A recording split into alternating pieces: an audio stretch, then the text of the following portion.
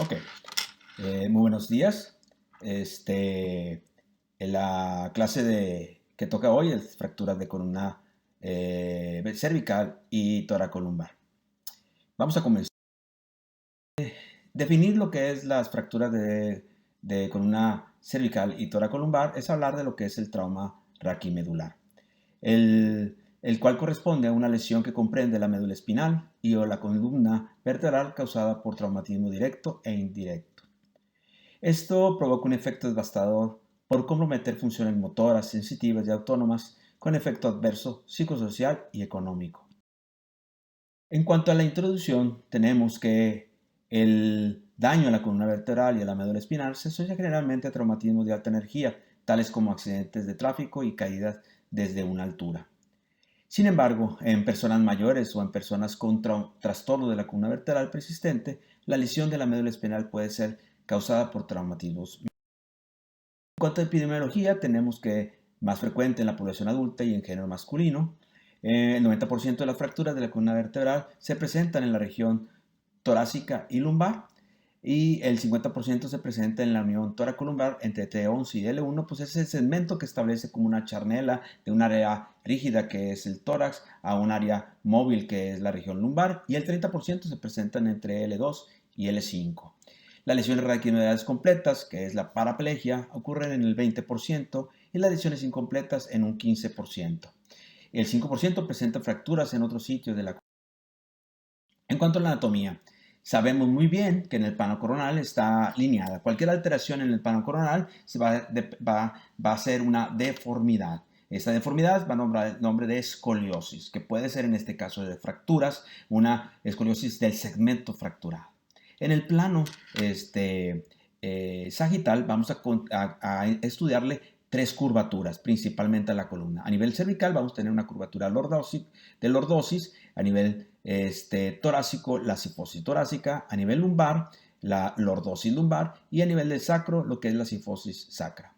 Vista posterior, en el plano posterior vamos a encontrar una alineación adecuada del plano de coronal sin ninguna desviación. Háblese de que en el plano coronal es lineal.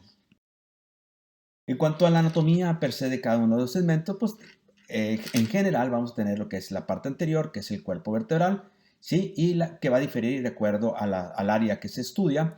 Háblese que a nivel cervical los cuerpos vertebrales son más pequeños, los cuales van a ir aumentando de altura hasta ser más gruesas y cuadriláteras a nivel lumbar. A nivel posterior vamos a tener lo que es el arco posterior, que va a estar constituido por varias estructuras, partiendo desde la periferia, las apófisis espinosas, el cual sirven para la distensión de ciertos músculos. Le siguen lo que es a las apófisis articulares, que presentan un par superior y un par inferior, que se articulan con las vértebras subyacentes, arriba y abajo. En la línea media, encontrándose lo que es la apófisis espinosa y estas uniéndose por las láminas y a nivel de los pedículos que se unen al cuerpo, que es la área más firme de la columna vertebral, y formando lo que es el conducto raquídeo. En la parte posterior encontramos a nivel lumbar los cuerpos vertebrales en forma cuadrilátera, ¿sí? Y las diferentes estructuras, tanto articulares, superior e inferior, y la apófisis espinosa. A nivel general, tenemos que a nivel cervical, el segmento cervical superior van a tener dos vértebras muy especiales, diferentes a las demás, que es el atlas y el axis, el cual son una estructura anatómica que por ende es inestable y que se mantienen su estabilidad con unos ligamentos muy especializados. Sigue la columna subaxial, en el cual su característica particular es la presencia a nivel de los cuerpos vertebrales de unas relieves que junto con la superior van a formar la articulación neurocentral o de Lusca. ¿Sí? Van a tener los agujeros vertebrales que dan el paso a la arteria vertebral. A nivel dorsal, pues vamos a tener las carillas de las articulaciones de las costillas, ¿sí? Las articulares se encuentran dirigidas hacia atrás, hacia adelante, con una inclinación de 45 grados. Y a nivel lumbar, pues vamos a tener lo que son los supermúsculos maxilares, que sirven para la inserción de los músculos submultífidos. En cuanto al mecanismo de lesión de este tipo de fracturas, vamos a tener que el 50% se asocia a accidentes automovilísticos. ¿Sí? Por otro lado, tenemos que el 25% se asocia a caída de altura, deportes extremos. cuanto a mecanismos de la lesión, pueden ocurrir por varias fuerzas. Pueden ser una o más fuerzas. Bueno, el tiempo, si es una sola fuerza, una compresión axial, compresión lateral, flexión, extensión, distracción, cizallamiento y rotación. Y por dos fuerzas, flexión y rotación, y flexión y distracción. En cuanto al cuadro clínico, podemos tener el dolor intenso, es el síntoma cardinal. Equimosis, si hay un traumatismo directo, edema, laceración o deformidad per se de este mismo tiempo, laceración, y el aumento del espacio entre las apófisis espinosas, que clínicamente se identifica como si fuera un gap, una hendidura que nos puede decir que se puede tener lesión del complejo ligamentario posterior. Con la evaluación neurológica tenemos dos escalas principalmente. Lo que es la escala de la Asociación Americana de Lesión Medular, que es el ASIA, que es una escala cuantitativa, que valora los diferentes niveles de inervación sensitiva y también de los miotomas de su función motora, valorando que es la valoración, la integridad del esfínter, dando una calificación en puntaje de cada una de esas áreas. La de Frankel, que es una escala cualitativa, que esto va a ser valorado de acuerdo a la severidad de la lesión, que tomando un tipo A es una lesión completa que correspondería a la pérdida de la función motora sensitiva y reflejos osteotendinosos por debajo de la lesión y esfínter abolidos. En una tipo B, que es una lesión incompleta, pues la presencia de sensibilidad en algún dermatoma, pero no presenta función motora y los esfínteres están abolidos. En la tipo C, que es una lesión incompleta, la presencia de la sensibilidad y existe algo de función motora, pero no funcional. Los esfínteres pueden estar presentes. En una D, que también considera una lesión incompleta, la preservación de la sensibilidad está presente y existe función motora disminuida. Y la E, que es una recuperación total o incluso sin ninguna alteración neurológica, el paciente sin déficit sensitivo ni motor. En el diagnóstico tenemos que las radiografías es un estudio muy apropiado para el estudio de una antero-posterior lateral. Estos van a estudiarse diferentes características, lo que es la angulación del segmento, igual la angulación de la vértebra fracturada con el grado de compresión de la misma vértebra comparado con los demás. En cuanto al paciente que presenta lesiones a nivel de la columna cervical, pues la toma de las radiografías antero-posterior es importante, en donde se deben de ver las 7 vértebras cervicales. Si hay una sospecha de una lesión en la cintura escapular, puede haber una alta posibilidad de una lesión cervical. La transoral es importante tomar en estos pacientes debido a que pueden pasar desapercibidas lesiones a nivel del segmento cervical superior. En aquellos pacientes en donde no se observa adecuadamente las 7 vértebras cervicales a nivel de la unión cérvico-torácica, pues es la toma de posición de nadador, en el cual vemos la unión cérvico-torácica. Ni el segmento cervical superior ni el segmento cérvico-torácico se observan, la toma de un TAC es apropiado. Pero principalmente la tomografía axial computarizada nos va a ayudar a clasificar la lesión y el tipo de lesión que se presenta. La resonancia magnética nuclear se utiliza principalmente para evaluar la lesión del complejo ligamentario posterior o el contenido del canal raquídeo y del disco intervertebral. Las lesiones asociadas se presentan en más del 50%. Y entre ellas se encuentran lo que es las lesiones, las fracturas asociadas, los traumatismos craneoencefálicos y las lesiones pulmonares e intra. En cuanto a la clasificación, vamos a utilizar lo que es la clasificación de AO-Spine, que la va a clasificar desde la más severa hasta la más sencilla. Háblese de las fracturas tipo C, que son fracturas rotacionales en donde están perdidas completamente la alineación de la columna. Las tipo B, que son principalmente, que son por mecanismo de flexo-distracción, en el cual los complejos ligamentarios se encuentran lesionados, en el cual hay un mecanismo de distracción. Las tipo A, que son por compresión y van a depender de acuerdo a la característica, desde la tipo A, que es un estallido completo, a la tipo 3, que es un estallido incompleto, las tipo 2A, que es un split coronal, o la simple compresión del cuerpo de la plataforma superior, o las fracturas menores que se clasifican en A0, que son las fracturas de las apófisis transversas o espinosas. etcétera, etcétera. Para establecer el tratamiento adecuado.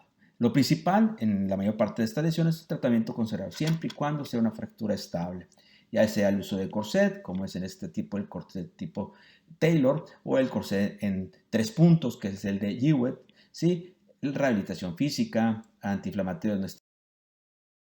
Pero el tratamiento, si aquellas fracturas que cumplen con ciertos criterios como son una cifosis mayor del 30 grados, una compresión de mayor del 50%, una invasión del canal de más del 50% o la lesión del complejo alimentario o la presencia de lesión neurológica, este se considera una lesión inestable y el principio de la cirugía o los principios que se deben complementar en una cirugía deben ser la reducción y estabilización, la descompresión del área fracturada, la mínima construcción de la fractura, el tiempo quirúrgico adecuado, evitar complicaciones. Y sí, claro, tiene cierto pronóstico y complicaciones de esto, que es la pérdida de la reducción, ¿sí? La lesión de saco dural, que en fracturas por estallido pueden acompañarse en el 16%, 19% de los casos, o infecciones postoperatoria, principalmente si se usan implantes, que va del 0.5 al 20%. En cuanto, aquí les tengo un caso clínico, un caso clínico real, en cuanto de un paciente masculino de 32 años de edad, sin antecedente de importancia, que él ingresa el 8 de marzo del 2019, acude al servicio de shock trauma policontunido posterior a caer de un primer piso aproximadamente de 3 metros de altura, presentando traumatismo directo en la columna toracolumbar y refiriéndose a un EVA de 9 de 10, con imposibilidad para la movilidad del tronco, signos vitales con una frecuencia de 100, corroboraba mucho el EVA de 9, con una frecuencia respiratoria de 17, una TA de 120-80, una temperatura de 37.5, una saturación de 5,98 y una escala de Glasgow de 15. A la exploración física presentaba dolor a nivel de la columna toracolumbar con movilidad de las 4 extremidades, con aumento de la fuerza, sensibilidad y presente y reflejos sostenidos presentes, normales, sin reflejos patológicos, encontrándose en un Asia E, presentando herida contusa de la falange de la mano izquierda. Examen de laboratorio, todo dentro de lo normal, solamente una hemoglobina de 14.1, ¿sí? Se observaba una fractura de compresión de la plataforma superior con un importante colapso y una deformidad, la cual nos dimos a la encontrándose una cifosis del segmento. O sea, acuérdese, del segmento es el estudio de una vértebra continua con la otra y su relación entre sus discos y sus ligamentos, encontrándose un 14.8 grados de cifosis, ¿sí? Importante, aproximadamente de 16 milímetros comparado con los demás, casi era de un 50%, ¿sí? En el cual también se midió el espacio interespinoso, un aumento importante del segmento fracturado, ¿sí? Se encuentra aquí la configuración en donde habla de la compresión importante del cuerpo vertebral, de la angulación del segmento de 24.2 grados, ¿sí? Importantemente, encontrándose una relación con todas las demás vértebras, ¿sí? Una compresión con un fragmento anterior, pero presentaba la fractura de un pedículo, ¿sí? Y la presencia de un fragmento retropulsado no invadía más del 50%. Resonancia en donde se verificó la fractura como si fuera aguda, pero esta imagen nos daba la representación de la lesión del ligamento, de los complejos ligamentario posterior, con un gran hematoma en los tejidos blandos, ¿sí? Tomado en cuenta para definir a esta lesión como una lesión inestable. Se procedió a identificar el nivel de acuerdo a la compresión, en el cual sí había una pequeña retropulsión de un fragmento, pero no comprometía importantemente el canal medular.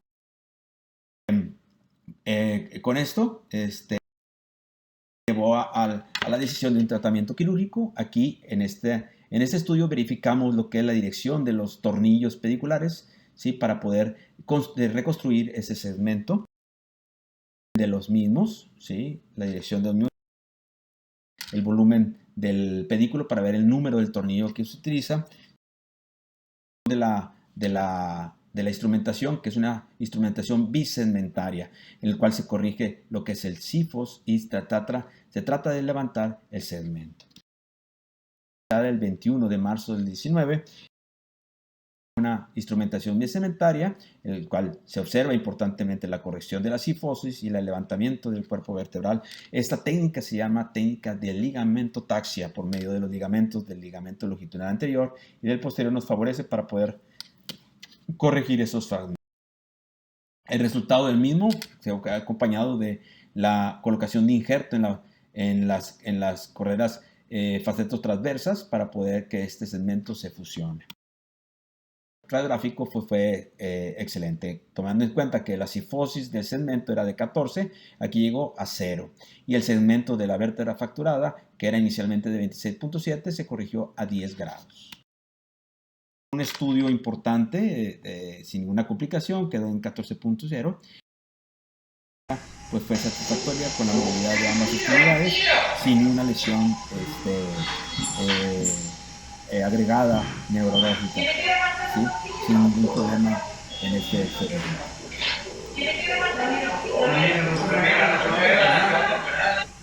Bueno,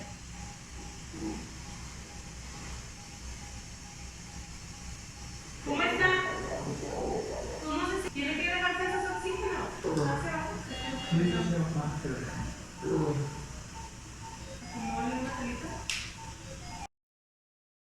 en cuanto a conclusiones, pues tenemos que estas lesiones son las más comunes, principalmente a nivel toracolumbar, el cual siempre se tiene que tener una alta sospecha de este tipo de lesión. Bueno, este es un regalo para esta mañana. Aquí les comparto esta imagen. Es principalmente para que se den cuenta que siempre hay una oportunidad, una nueva oportunidad día a día. Aquí les menciono, fíjense esta pequeña semillita, que hay tanta fuerza de voluntad en una semillita que solo necesita una gotita de agua para decidir salir de su contenedor y crecer. ¿Qué te falta a ti? ¿Qué necesitas tú? Muchas gracias. Éxito.